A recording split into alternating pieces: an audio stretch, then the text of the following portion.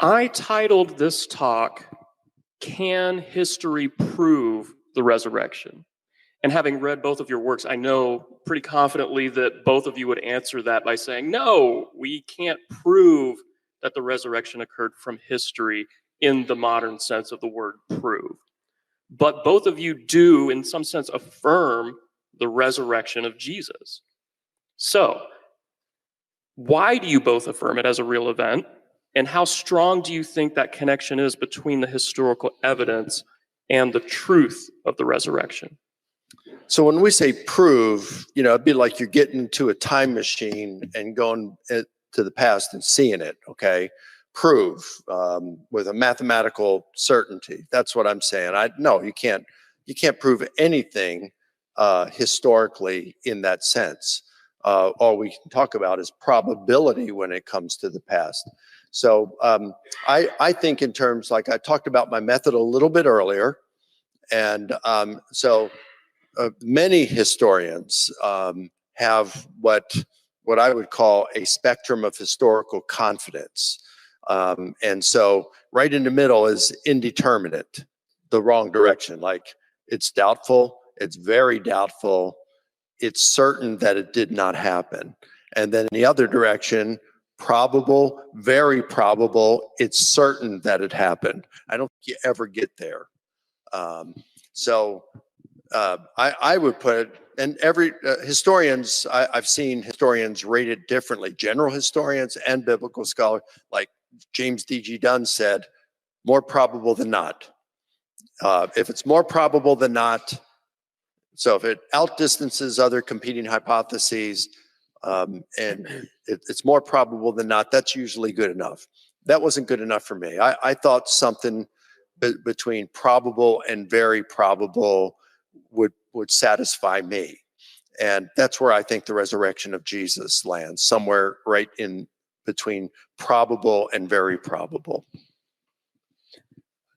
So for me, a lot hinges upon the question of worldview.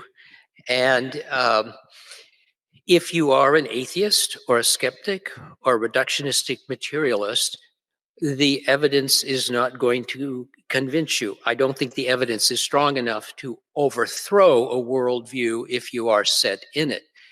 Now, we can then ask, should skeptics be skeptics and should materialists be materialists? But in my book, that's not the question I'm asking. I'm assuming that there are skeptics and there are atheists and there are people, some of them very smart and accomplished, who don't think that miracles can happen. So if you are addressing those people, I personally think they have to adopt a scenario that is improbable. You have to have several things happen to explain early Christian faith that aren't terribly probable. But from their point of view, the resurrection of a dead man is even more improbable. So I think it's relative to your worldview. If you're Richard Swinburne, it's easy because you can, on philosophical grounds, show there's likely a good God, and this God cares about human beings, and this God would want to incarnate, and if this God were killed, God would want to raise him from the dead, and God would want an atonement for sins, and so on. If you can do all this sort of without the New Testament, then the evidence for the resurrection fits just really nicely. It fits for me because I have a Christian worldview where I have problems, I guess, with some of my apologetical friends is that I don't think it can be a sort of foundational plank or epistemological plank on which you build everything else. For me, belief in the resurrection is part of a larger worldview, and it itself does not establish that worldview, but fits or does not fit within that worldview. It fits within mine. I am happy to say that I don't believe any of the skeptical hypotheses, and the one I put in my book I deem to be improbable.